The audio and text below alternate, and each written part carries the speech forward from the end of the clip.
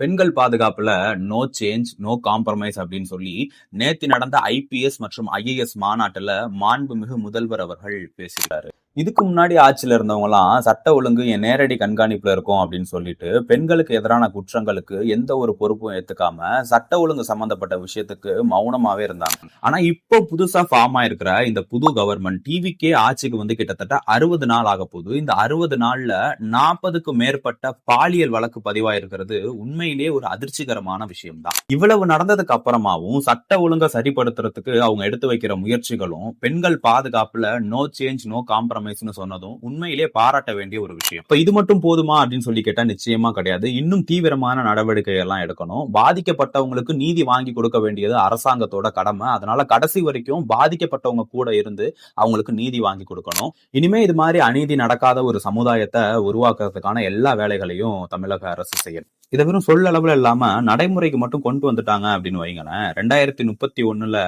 கொளத்தூர்ல மட்டும் கிடையாது, சேப்பாக்லயும் அவ்வளவுதான், நம்மள முடிச்சு விட்டீங்க போங்க.